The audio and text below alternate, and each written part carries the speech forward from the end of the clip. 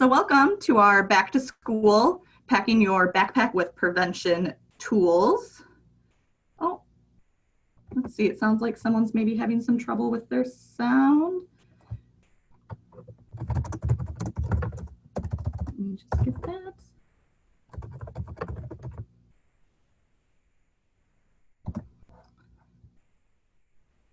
So hopefully you should all be able to hear me. I'm using my microphone and it does look like my audio is working.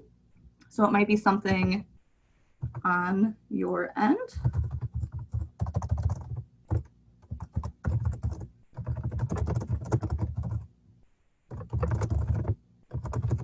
Sorry if you can hear me typing. All right, so we're going to talk a little bit today about making connections with schools, how we work with schools. It has been a big topic lately and a lot of people are interested, and with sexual violence being a lot more prevalent in the news, schools are really starting to ask questions and want to be involved and get some different resources. So that's what we're going to talk about today, is how do we start incorporating prevention into our community schools. So I'll start by introducing myself. So I am your presenter for today. My name is Adrianna Perez. I'm the Prevention Program Coordinator here at MNCASA. I've been here just over a year, and I've had previous experience as a shelter advocate and a youth advocate.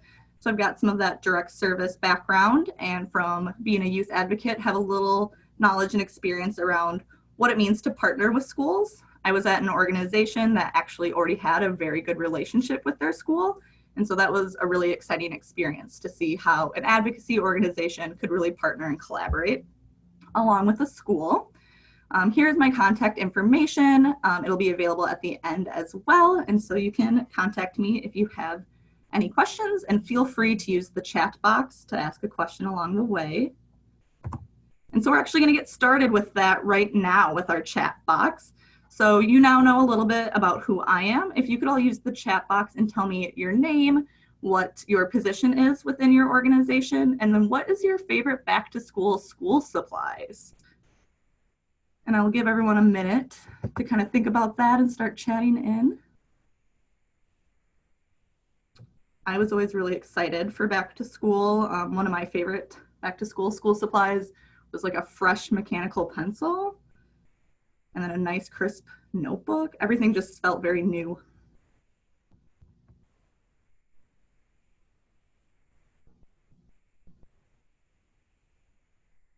It looks like Porter from Cato and Mankato hated back to school, so not a big fan of our back to school supplies. That is all right. Do you have a favorite office supply that you like now, Porter?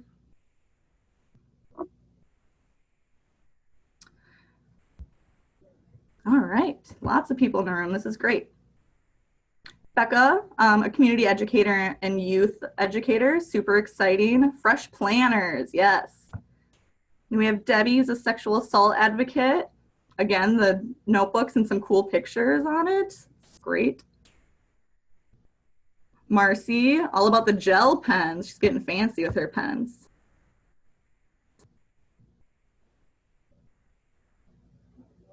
New Trapper Keepers are another one, and Post-its. Good, so we have a few fans of some good office supplies.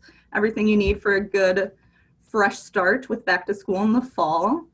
Also glad to see you're all familiar with how to use the chat box. We'll be using it a few more times throughout this presentation. I prefer to be very interactive. I don't always love to just talk at people for an hour, so please feel free to ask questions at any point. Now we're going to test out another tool I'll be using. So we're going to use a poll here.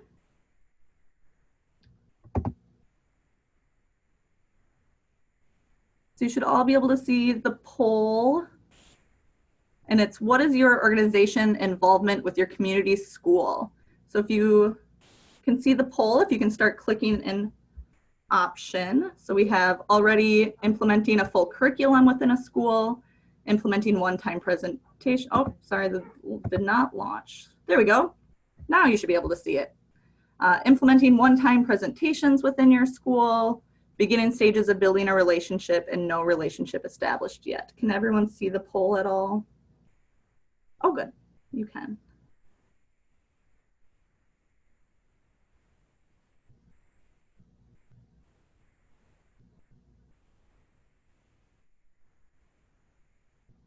right, it looks like a lot of people kind of already have a relationship established to some degree with their school.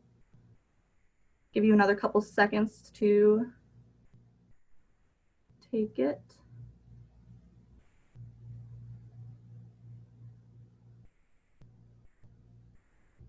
All right. I'll share your results. So it looks like we're at about half and half-ish. People are already doing some sort of presentation or some sort of work within their school. It just varies between who's doing more of a one-time presentation and who's implementing more of a full curriculum. This is pretty normal, both of these degrees that we see. We also have been working with a lot of organizations who are in very beginning stages of building a relationship or don't have any relationship with community schools yet. And that can look very different based on your community, right? Some communities have multiple different schools to connect with. Other communities might not even have a school in their county, right? They have to kind of travel around to get connected with a school. So it's good to see that most people here already have some sort of beginning stages of a relationship with a school.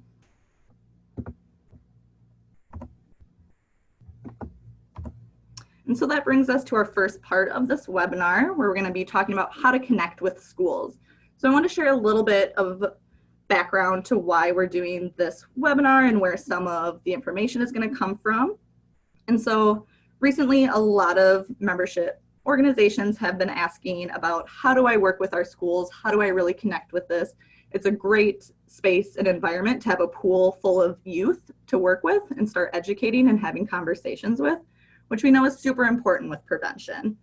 I also manage our CPPP grant program here at MNCASA, which is our Community Prevention Partnership Program. And a lot of our partners that we've been working with on that grant have been doing work within schools. So we've learned a lot from our grantees on what it means to work with a school, how to connect with a school, different challenges people encounter specifically with schools. So we've taken a lot of lessons learned, and we've taken a lot of this knowledge from people that we've actively heard from. So this is from your peers, kind of some information we've gathered around that. So we'll start with this idea of building relationships with your schools. One of the first steps you really need to know is, who are your power players and how do you get their buy-in? So when we think about a school specifically, we think about some principals and administration. We have counselors and social workers, and then we have teachers and staff. And so each of these different power players has a different role they play within their school and within your relationship you'll build with them.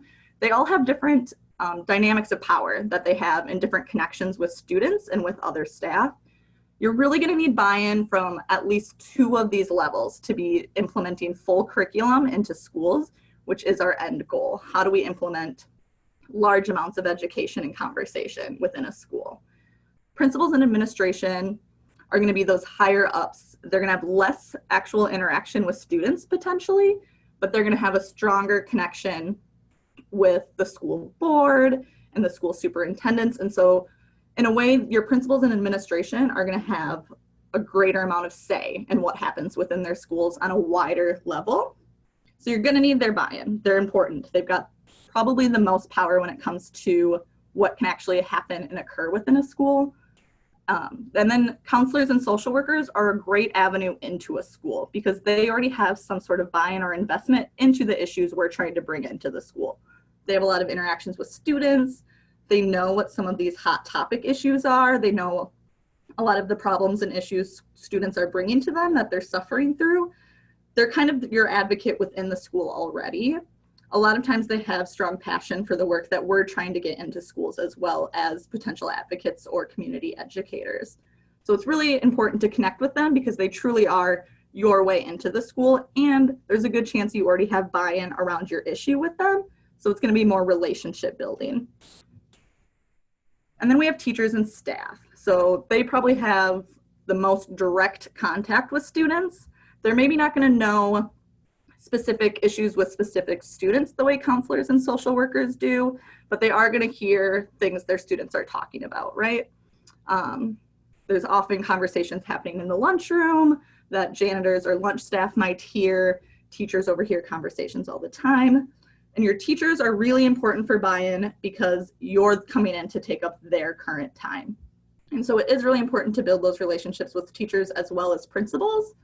What we've seen a lot is we have buy-in from one or the other. So we have a lot of buy-in from principals to come into schools and talk. And then when it needs to be implemented, the teachers can't give up enough time of their classwork to us to present, right? So that tends to be kind of the big barrier there. Teachers are under a lot of kind of pressure to fit in everything they need to within their school day and school year. So it's really important that we respect that they do have a lot that they have to fit in typically a short amount of time, especially if they're a health teacher. Not a lot of schools even have health all year round. So even if a principal has buy-in, it's really important to work on a relationship with a teacher because they are going to be the ones you'll be interacting with. And then it can be the same where it's flipped. If you have teacher buy-in, but no principal buy-in, it's a little harder to get a long-term commitment or some sustainability planning because the principal maybe doesn't see it as valuable to implement. So these are going to be kind of your power players within the school. And like I said, they're going to play very different relationships.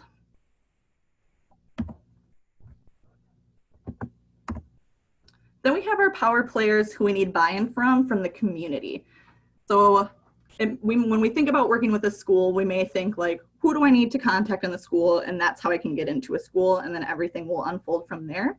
But really having power within the community is gonna be huge for you because really the school does listen to what their community parents say, what students say, what really influential community members have to say.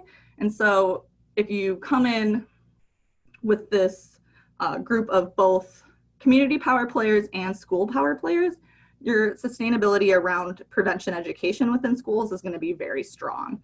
So when we think about it, parents have a lot of say, and they're an audience that are kind of hard to capture. We typically aren't working with parents as much as we are with youth or with specific groups of adults because parents don't have a lot of places that we can come into where they're cultivated in large groups, like a school for students. So really thinking about who are parents within your lives that you already know, who are parents that you see are very active within a school, who are parents who are coming to you and asking for more resources or tools or want more sexual violence education. Those are going to be your power players, and they're going to be ones who can go to their schools that their children go to and really push to have some sort of prevention education in it. Students are a really under-tapped population that we can really start embracing when we think about working with schools. We're here to serve and educate and work with these students, and one of the best ways to do that is to really just listen to them. What do they want? What are they looking for? What do they know that they need? A lot of times as adults, we don't take time to really listen or ask students what they would like us to do. We kind of come in with this, well, we have experience, we have the education, we have the background, we know what you need to know. And so I think building relationships with students is super important, whether that's like a youth advisory council, or you just do some focus groups, or even you just talk to youth in your life and ask them, what do they think is the most important thing when it comes to talking about healthy relationships and healthy sexuality? They can also be your voice within a school, right? So they can influence other students in ways, and they can influence their administration by saying, this is what we want more of, this is what we support, and they can start to pull some parents in as well. Community members as a whole, your school exists within your community. It is not a separate entity that runs on its own. It's part of your community. And so really knowing who in your community is a power player that can have some sway or influence. And sometimes this can feel a little gross because we don't always like to talk about like using people's power to assert our agenda necessarily, but really having strong supporting community members can really help you make a connection with a school. It can also provide some assistance with facilitation, right? So if your organization doesn't always have the capacity, you can reach out to community members on how we can train them to also facilitate, or how you can partner and co-facilitate. Or maybe they have connections to different outlets within the community that you can do some prevention education. So I think one of the most important steps here is really knowing who in your community has some influence, how do you contact them, and how do we start building those relationships to get buy-in with them. All right. So building relationships with schools takes time. This is kind of my next tip for you. So now you know who you need to contact. Here's how we can start to do that. What we've really learned is it takes a lot of time to work and partner with schools. And this isn't a bad thing. It just is kind of a reality that we have to live in. So we need to be very patient and realistic. If you start talking to your school now, there's not as high of chance that you will be implementing anything even within this school year. So with this presentation, we're talking about how to build relationships with schools, but I don't want to make that sound like you can go into your school next week and you'll be presenting. It really does take a lot of patience and time. So also be realistic about what you're asking of a school during these first steps of building a relationship. A lot of times schools have their entire school year already planned out the spring before their next school year. So maybe springtime, late winter is a really good time to start connecting with your school to get things scheduled. So it's all about scheduling in advance, setting up your plan ahead of time so you know, one, when you have availability to go in, when the school has availability, and that you can really start building off that schedule. So like I had mentioned earlier, the better to really start building these connections. But don't let that disappoint you if you haven't started some of these conversations yet, because over time you're building stronger relationships, meaning people are more likely to continue to work with you and to continue to grow a partnership. And then having a real plan in place to implement what you're asking. So maybe you do just want to start this relationship with the school in your community. So you just want to be doing some occasional semester presentations. Have that plan set out of what that would look like for you. If you want to do more full curriculum, which again is what we're aiming to get to, have the curriculum you want to use, have some sort of tools you can provide to the school that shows what you would be doing, have a minimum amount and a maximum amount of time that you would need from them. So you can come in and say, yeah, I would love to do at least 5 class periods. If we can do that, great. If we can do 10, even better. So kind of have this range of how much of the curriculum you can condense and how much you can expand it. And be able to provide a few different options. So have a set plan, but also have some wiggle room in there that you can negotiate. So this is when we get creative with our partnerships. Not everything needs to start in a health classroom is really what this message of this slide is. So think of different ways you can get creative with implementation. Specifically, if you have a whole curriculum you would like to implement, that is going to be a time commitment. We want ideally 5 to 10-ish sessions of a curriculum with the same group of students for exposure. So think about different ways you can start doing these presentations outside of a classroom, especially if you're still in kind of this developing a relationship stage or still just doing one-time presentations. If you can start implementing your curriculum in other settings to show that it's effective, to build interest and build buy-in, these are great creative spaces to do that. So is there a school group or a club that you can go to? We have a few CPPP partners that we're working with who will be doing specifically LGBTQ GSAs that they'll be connecting with. There's different like drama club you can get into, being really creative of like, what is the passion of this school and how can you kind of start presenting in those ways. Sports teams are also a really great opportunity to begin implementation. They gather pretty much at the same time every day, right? They're a consistent group of kids for the most part. There's an adult leadership structure already set in there. We'll talk about curriculum later, but there's a few already really great created curriculum that is for sports teams specifically around sexual violence prevention. And then church groups. So you're maybe not necessarily starting in the school or really building out in the school just yet, but really get creative and show that students are interested, students like this curriculum. Again, using that buy-in, they can go back to their school or parents can go back to their school and said, hey, our kids went through this curriculum at their church or with their scouts and they really enjoyed it. So how can we start implementing it widely in the school? Churches can also be really great community buy-in influencers. So thinking about what kind of bonus relationship you can start building if you connect with a church. Scouts or Big Brother, Big Sister programs. What are local agencies who are already doing youth work within your community, and how can you start partnering with them to, again, really show that this curriculum will work and students will enjoy it. These are kind of, you can see them as like your tester programs that you'll partner with, and then they'll build on your partnerships you're creating. Maybe you have a local youth center. So again, it's a place a lot of youth gather and are in one area. You might not always have a consistent group of youth, but you always have youth access to youth. So you can be doing some presentations there. So really getting creative. How can you get your curriculum out there in different ways if you're still struggling with schools? And then you can take any experience you have from this to bring to your school.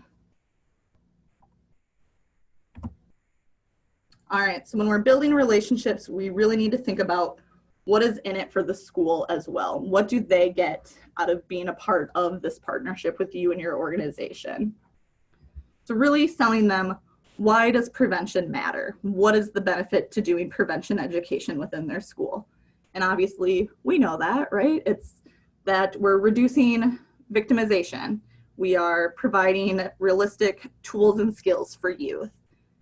We're creating safer environments. We're potentially doing some really good policy work within the school. There's a lot of reasons we can sell schools on why prevention is important.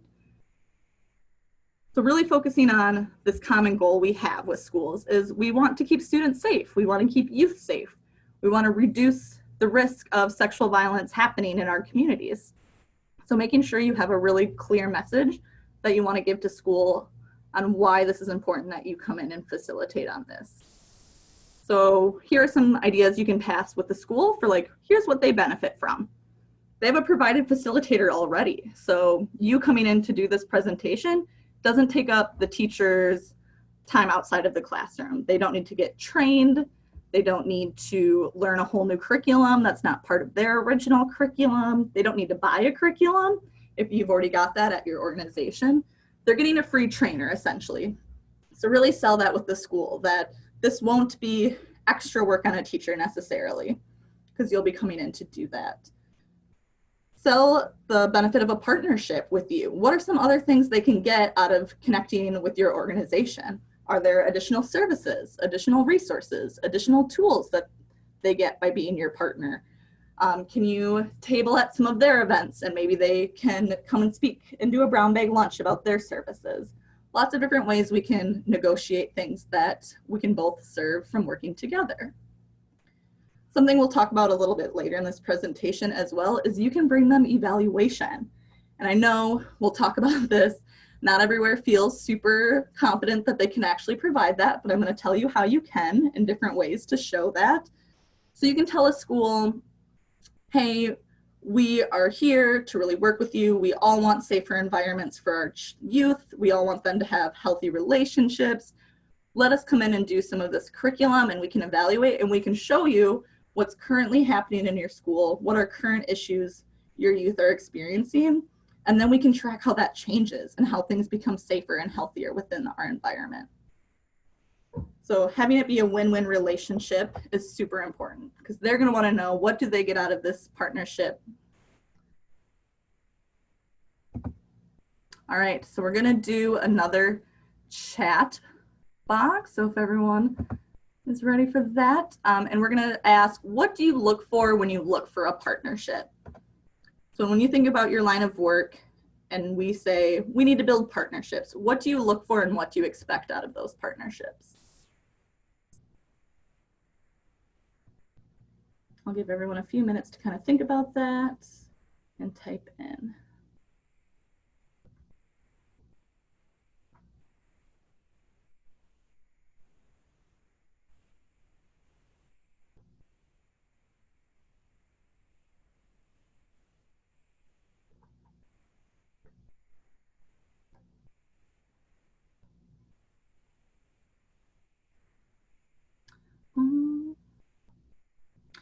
I think we have a question of if it's benefits of working with them. Yeah, think about what would you like to get out of a partnership. So when you think about you or your organization having partners within your community, What are you hoping to get out of that? What do you hope a partnership can look like?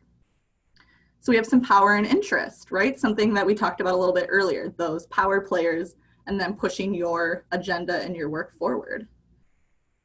Yeah, enthusiasm, right? That's huge. Like that they're as excited about this issue and this work as you are.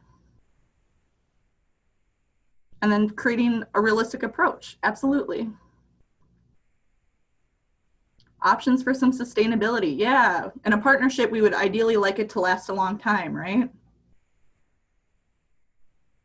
Support in the classroom, that one is huge for partnerships, specifically with the schools. We don't want to be butting heads with the teacher. We don't want to come in and just be a stranger in a classroom that goes away. We want to make sure the teachers are supporting our messages too.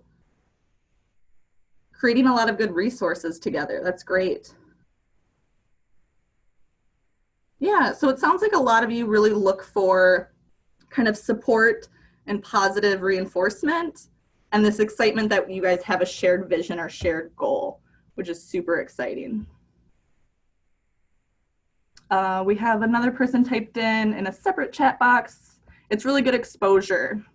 So when you create these relationships, you're getting exposure for healthy relationships between students and with the youth there. Yeah, so all really great things that you're looking for in partnerships.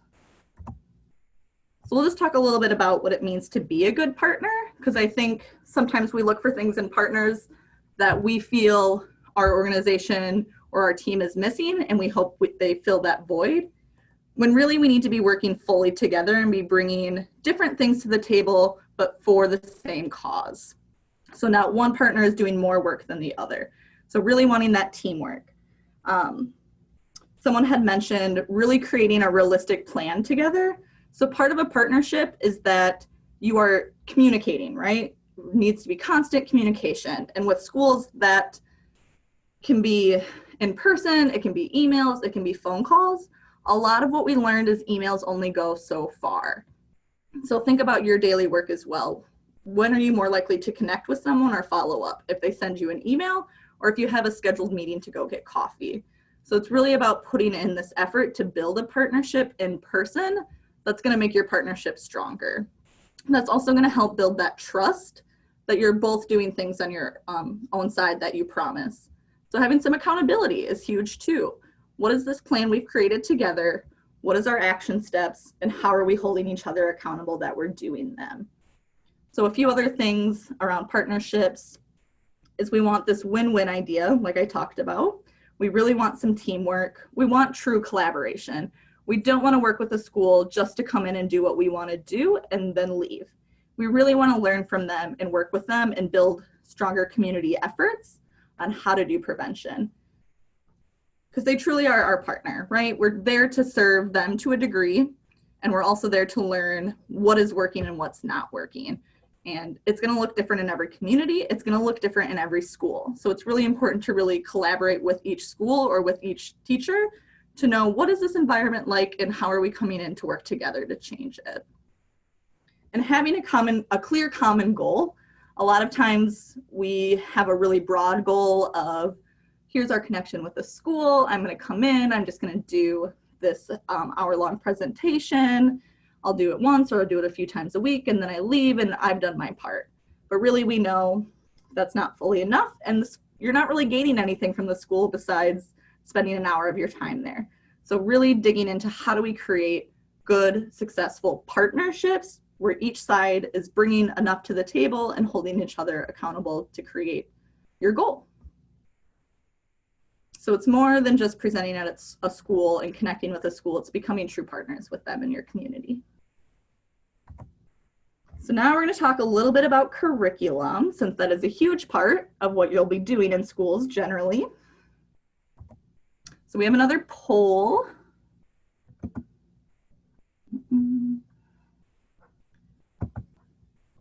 And I will get that up here in just a second. All right, you should be able to see the new poll. It is, are you currently using a curriculum? So yes, you're using an evidence-based or evidence-informed one. Yes, you're using one your organization created. No, you're just doing a one-time presentation. None, or you're unsure. I'll just give everyone a few seconds more to take this.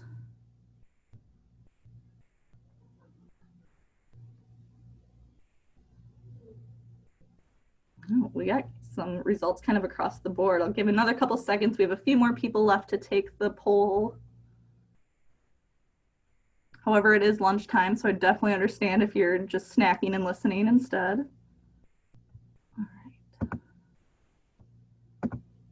All right, so here are your results. It looks like about 40% of you are using some sort of evidence-based or informed curriculum. About 10% of you are using one your organization created. And then another 40% of you are using a one-time presentation. I noticed those two shifted a little bit. So more people were saying one their organization created, and then it looked like some results shifted. So potentially some of you are using a one-time presentation that your organization put together, which honestly is probably the most common thing we see within advocacy organizations right now, is you're in the schools, you're able to do a one-time presentation, most likely in a health class, and it's one that you've kind of pulled together, and maybe you used evidence-based or informed curriculum to help build this presentation, but for the most part, we've been calling them, in a good way, kind of a hodgepodge presentation. And so it looks like that's reflected here in this group who's on this webinar, and that's what's typically happening across the state. So that's very normal.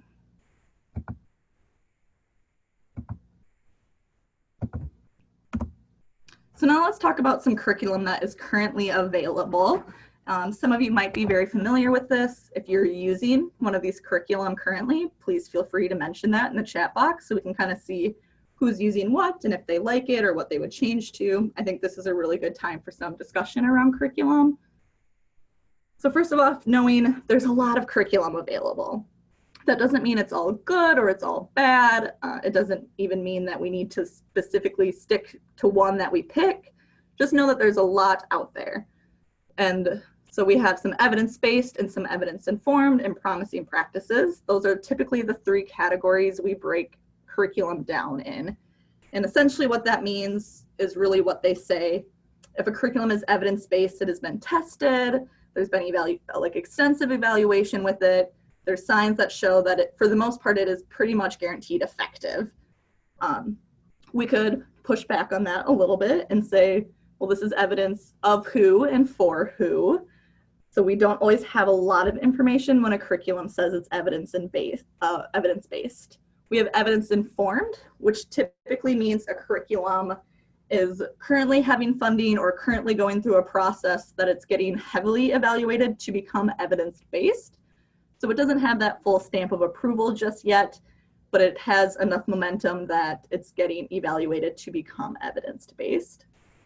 And then we have promising practices. So here at MNCASA, we do like evidence-based and evidence-informed, and typically funders really like evidence-based and evidence-informed, and your school is really gonna like to hear the words evidence-based and evidence-informed. It's gonna make them feel a lot more comfortable that this is something that is successful and that they can prove work. They're really good buzzwords, right? However, like I said, evidence for who. So we typically do promising practices as well, because not every curriculum gets that opportunity to get some extensive evaluation or extensive testing. Some of it is created for very specific populations, so it can be hard to do some of that evaluation. And we also know not everything's going to work for everyone. So a lot of curriculum is really just focused for typically middle-class white kids. That is what a lot of curriculum is created around. That's a lot of people who's doing kind of that curriculum creating. Not all of it, so I don't want to say like evidence-based or evidence-formed is bad or not unique or diverse, but just knowing that promising practices is a good thing to look into as well. So don't discount something just because it's evidence-based, but also know that evidence-based does have a lot to back it up. So I'll kind of let everyone do what they want with that and see what they more value as a facilitator and as an organization for what you're trying to connect the schools with. So there's a lot of options, like I said. I just have a couple images up here of some that I am a little bit familiar with, that MNCASA is fairly familiar with, and that we've been hearing people are using. So Safe Dates and Flash are the two programs I would say most organizations are using the most frequently within their schools. They're fairly accessible. They're pretty adaptable, which is nice. We used Safe Dates with our CPPP grantees, and we have moved into using some Flash with them as well. So we have some prior knowledge to how these work and how they can operate within a school.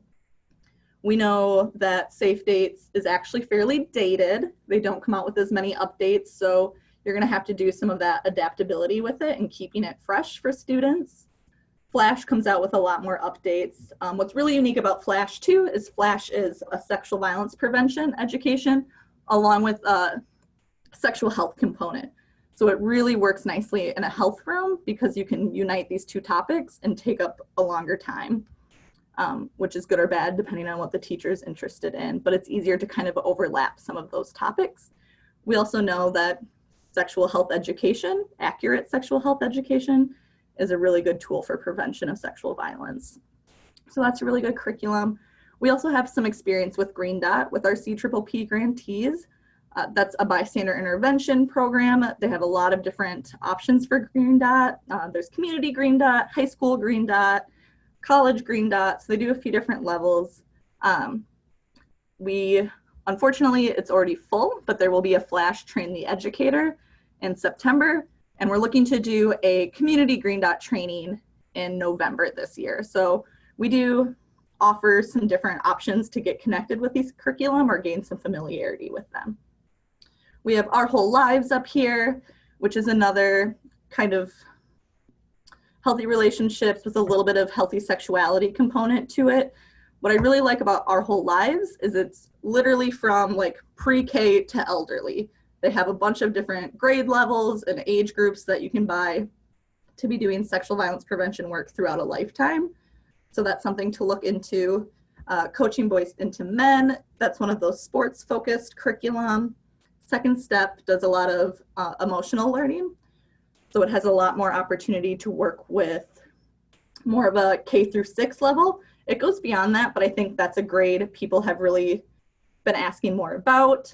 Most of the time we're doing presentations within middle schools or high schools, and Second Step has a lot of curriculum for little ones, which is really nice.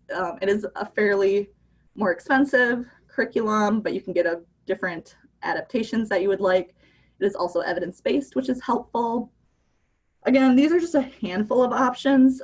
You will be getting a resource at the end of this webinar that has a longer list of curriculum. And then the Washington Coalition also has a huge list of different curriculum and kind of what it fits under. So is it bystander, is it healthy relationships, a wide range like that. So just know that you don't need to recreate the wheel, right? A lot of this curriculum already exists. We don't need to continue to create more curriculum. Again, that's not saying that you can't pull from these to adapt to some way that you are already within a school, but just knowing we don't need to start from the ground up and recreate curriculum. There's a lot out there and it is adaptable. Just because you change a few things doesn't discount it from being as great of curriculum as it already is. And I would argue not all curriculum is super fantastic, right? So being adaptable within available curriculum is a really great way to go about it. I'm not going to read through all of this. I just wanted to make sure everyone knew it was out there. So this is the National Sexuality Education Standards. So for all of the nation, these are kind of the ideas of what a health class, a sex ed class should look like. Fortunately, a lot of the curriculum I had previously mentioned actually was built to meet these standards. So that's another thing you can bring to your classroom, is that these meet the standards that every school and every health teacher is supposed to meet already. So they're not trying to make up for a standard they're supposed to meet, and they're not missing a standard. So just a fun thing to know about and to bring to a school. You can do, I'll provide the link for this as well in your resources, so you can read more about some of these standards within a school. All right, so I have to be a little bit of a Debbie Downer for some people when we're talking about prevention and mentioning that one-time presentations within a school does not make for prevention work. And I want to recognize that one-time presentations are important. They're a huge first step in your relationship with a school, They're a huge first step in building relationships with students. It's great to have them in general because it's information students probably aren't getting, right? Which is why we really try to do them. However, this is not fully effective prevention work. So we need to be moving towards how do we implement entire curriculums into a school or into a classroom. So again, that's why those standards help. That's why that list of curriculum can be really helpful. Being adaptable, having some game plans, really building this up. You can use your one-time presentation as a step in the door to really start showing that we need to move towards full curriculum. And that's because with prevention, especially with working with youth and with community, repeated messages and multiple exposure are the key. Students aren't very receptive to a one-time stranger that they see in their health class one day and they get a presentation and then they never see again. So we really need to have some repeat exposure to what these messages are, which is why it can be super helpful to have great relationships with teachers and counselors because they can continue to promote the messages you talked about and they can give those different types of exposures. So once you build enough relationship with a school, really thinking about what are different posters you can put up, what are conversations around policy you can have, what are different classrooms they can implement lessons in. So maybe they are reading a book in English that talks about sexual violence or sexual identity.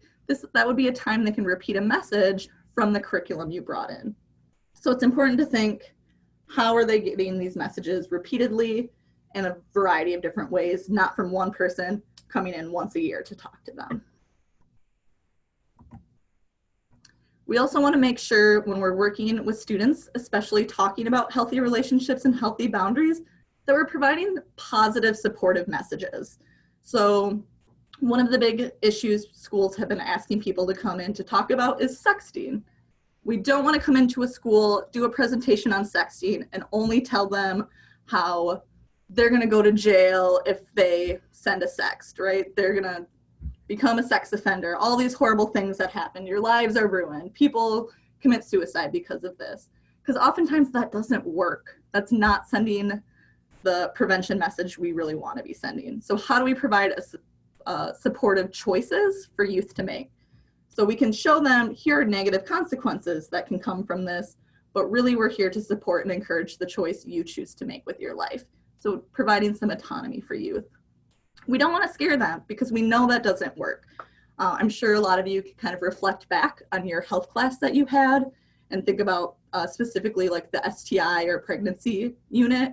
And it was all like, here are the most horrific images you've ever seen of someone's body, right? Like, we know that doesn't stop youth from being sexually active, and we know that doesn't prevent people from getting STIs. So really thinking about how are we messaging these ideas that yes, you may choose to have sex. Yes, you may get pregnant. No, you will not die, right? Little Mean Girls reference. And so we want to find this balance between being honest and telling the truth, but also providing choices for these youth to make within their lives. We're not there to tell them what is right and wrong to do. We are not there to create specific values for them. We're there to help them understand their choice, understand themselves, and understand the values they would like to make and embrace in their life. We don't want students looking like this guy over here when we leave. All right, so now we're getting into a little bit of evaluation and beyond. This will be our final chunk of our presentation today. So let's jump into it. I have a final poll for everyone to get to use this tool.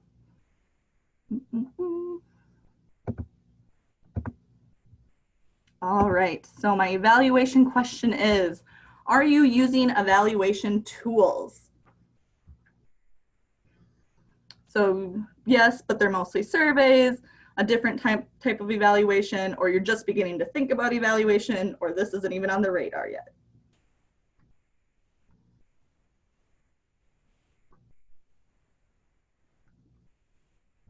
Well, it looks like we have someone who's currently using Safe Dates. That's a really great, and someone we can look to when we talk about different curriculum opportunities. Good networking.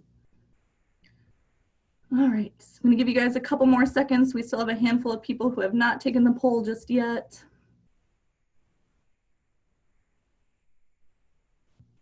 All right. I'll share your results. So it looks like people are either just kind of beginning to think about evaluation, or for the majority of you, you are using surveys, and that's not bad. That's where, again, the majority of the state is who is starting to do this type of work and prevention as well. So you are all pretty much average like the rest of the state.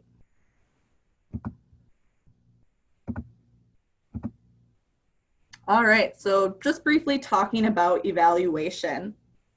So one of the really great things about using curriculum is they typically come with an evaluation tool. So the curriculum you're using or curriculum you guys have in your organizations that maybe you pulled from to create your presentation, does it already come with an evaluation tool that you can use? So again, we're not reinventing the wheel. These typically are probably like a pre-test and a post-test. What we have learned in evaluation, especially with prevention, is we're really trying to measure like shifts in behavior, beliefs and attitudes. And we're not going to know that immediately after someone has just taken your curriculum. So are there ways you can do evaluation 6 months later or a year later with the same population to see if they have changed how they behave? And then also thinking about evaluation more than a survey. A lot of you have mentioned your organizations are doing surveys. Surveys are great ways to collect information, but we can think a little broader. So really think about your story. Can you talk to the teachers who are there for your presentation? Can you do a little focus group with students who have taken the curriculum? Think about your own journey as an organization to start to build that relationship with the school and implement this curriculum. We can really tell our story on how we're seeing changes. So be aware if you noticed some posters around the school that were not sending really great messages, and now you notice they no longer put those up. They put up posters that maybe your students created around healthy relationships. Have you noticed that you've been asked to come back more? There's a lot of different ways to evaluate that what you're doing within a school is benefited and successful. So thinking more about it as telling a story and sharing voices in your form of evaluation. All right, so when we think about evaluation, which some of you had mentioned, it's kind of just starting to percolate. We've been getting a lot of questions around evaluation at MNCASA from our member programs, so it's definitely something everyone is starting to think about and wanting to implement. So when we talk about evaluation, we want to think about the what, the so what, and the now what. So we're not evaluating just to make people fill out surveys. We want to, what is it that we want to know from them? So we need to have specific asks and specific goals that we're trying to figure out. Once you have the information, so whether that be a survey, focus groups, just conversations, noticing environment change, the so what is like, okay, so we have this. What does that mean? How do we interpret this? And then the now what do we do because we know this now? So what are we going to change? How are we going to do better? So just a couple different layers to think about when you're doing evaluation. And I did notice that our evaluator is on the webinar, so I hope if she would like to clarify a little bit more about that, she can chat in. So again, when we think about evaluation, think about what do you want to know, why do you want to know it, and what are you going to do with that information now that you have it. So if we're evaluating, we really should be looking to change things because we're not going to do everything perfect right away. We also want to make the evaluation we do useful. So you should share it, right? So if you're doing evaluation within a school and you want to say, here are the benefits of me coming in to facilitate a curriculum, share what you've learned through that evaluation. So I actually have a little infographic that our evaluator created from one of our CPPP grantees. And so this was something we've learned, and it was through a survey that students took doing safe dates. So this is a nice infographic that you could print off, you bring it to your school and you say, look, from doing this curriculum, here's the changes we saw. And here are things your students are saying they're experiencing, and here's how we're seeing that that can change. So making sure we provide a tool to the school to really show what you're doing is important. And I'm just going to talk about some factors to consider for capacity and sustainability really quick, because this is going to take something to kind of grow into for most organizations. But it is really important. So when we're thinking about partnerships and we're thinking about creating prevention programs and prevention plans and prevention projects, we need to think about the long term. How capable is our organization of starting this, and how can we keep it going as long as possible? So maybe you look at your organization and realize you don't have the capacity just yet to do prevention work, and that's okay. A lot of places don't just yet, and prevention is kind of just on the rise for a lot of people. So it's okay to kind of assess that out first. Here are just some key things you'll really need to think about when you're thinking about being sustainable for a long period of time. Do you have the funding? We know a lot of organizations aren't funded at all to do prevention, or don't have the funding to have a staff member go into schools. So thinking about funding, thinking about how you design the program from the ground up. Does it make sense? Do you have the right staff involved? Planning and evaluation. You're gonna wanna know what you're gonna do ahead of time. So you're gonna design your program with some planning and evaluation already involved. Partners, that's what we've been talking about for the majority of this webinar. Do you have partners? Do they want to work with you? You need to start building that relationship with schools sooner than later so you can continue to be partners with them. Do you have the staff, the personnel? Is your agency the correct agency to host this program? Again, maybe you don't have that capacity just yet. Is your community ready? Is your community gonna buy in? Are they gonna back you up? Are they gonna put in the effort as well? And then how do you communicate with your partners within your program and communicate your story of your prevention work? So just a few little seeds to plant when thinking about the bigger picture and long-term work. Now I want to let you know of some tools and resources. So there's going to be another webinar on evaluation specifically and how you can assess the work being done within schools with evaluation. And that webinar will be on October 8th. So I believe information on that should be available, so you can register now, or you should be able to register very soon. So if you want more in-depth around that evaluation, specifically with working with schools, we have another webinar coming up this fall that'll do that. We also have an exciting project called the Messaging Project that will be available this fall as well. It's going to be a report, and it's going to come with some tools around how do we message sexual health and sexual violence education to parents and to schools. And so this will be tools for advocates and tools for parents who really want to start implementing healthy relationship education within their schools. We'll provide direct messages, you can say, that have been tested to work. We'll provide different ways to build on connections and partnerships. So it'll be essentially a more in-depth version of this webinar around healthy relationship education within schools. So also keep a lookout for that. And then here's a list of some resources we have. You will get all of this in the follow-up email as well. So we have a list of the evidence-based, informed, and promising practices prevention curricula. We have a Making a Change Together toolkit. So that's all around dealing with sexual harassment within schools. And then we have another evaluation webinar that's already available. That's a more broad webinar just about why you should love evaluation and why it's important. Again, our evaluator is on the webinar, and that she does this other webinar. So you have a lot of great connections that you can use as resources. We have a prevention blog where any of our new resources that come out go on to that. So it's a really good place to go to find a lot of new MNCASA resources and a lot of other new resources being created and sent out. I am a great resource, so feel free to email or call me at any time. I'm here to provide insight. I can come meet with you. We can go grab coffee. We can just talk on the phone. I can answer your questions. I'm really here to talk to you about any of your prevention needs that you have. We have a prevention listserv, so similar to the blog, it's just a really great way to figure out what's happening with prevention across the state. And then we have our MNCASA website, which has resources and other information available. So I'll open this up for a little bit for some time for questions. If anyone has any, feel free to either use the chat box, or if you feel extra brave, unmute yourself and you can ask me directly.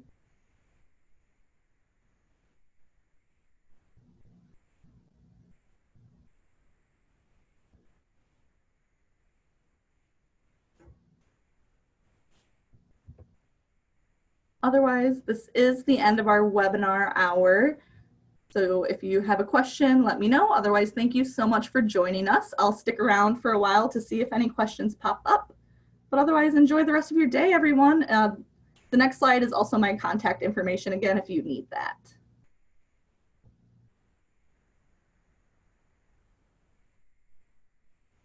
You will also get a survey at the end of this. And so we're doing some evaluation ourselves around how these webinars are useful.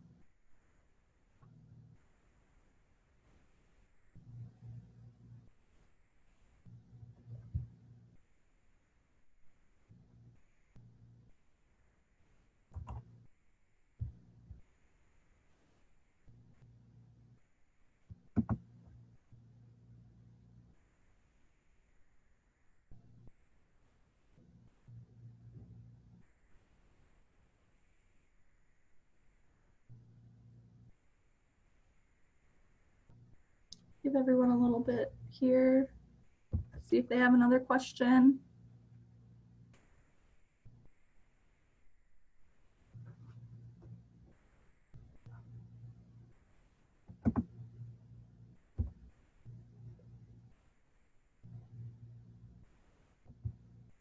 Oh. Yeah, so we have a question if we can do another webinar around how to build and maintain relationships with schools more in depth. That's definitely something we can look forward to in the future. Before we do that, you can always reach out to me either by calling me or sending me an email, and we can have a very specific conversation around what your community looks like and how we can help you stay in schools longer. Every community is going to look a little different, so the more we can talk around your community and your school and your organization more specifically, the easier that will be. So I think, yeah, we can definitely do more webinars around this in the future, and we can continue to provide technical assistance around this too.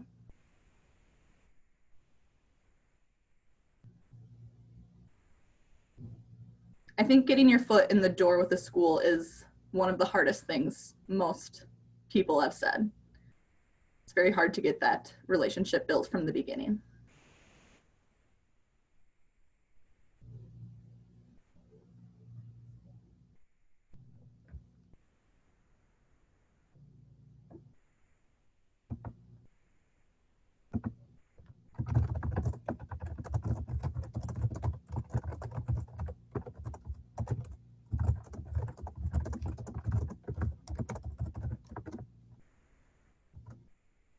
Oh, we have a follow-up around it being really hard to ensure confidentiality when you do meetings with students within schools. That would be something I would definitely love to do a webinar in the future on around how we, or actually I would probably have our advocacy specialist do that, Ashley Stewart-Griffith, around how we maintain this balance of being an advocate, being an educator, and working within a school. So I think that's super helpful. Thank you.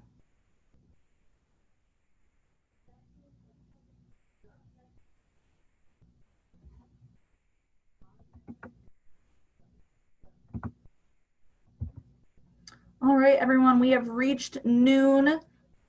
So I'm going to call that our lunch hour webinar for the day.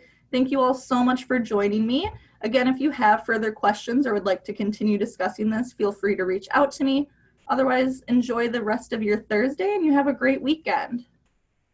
Thanks, everybody.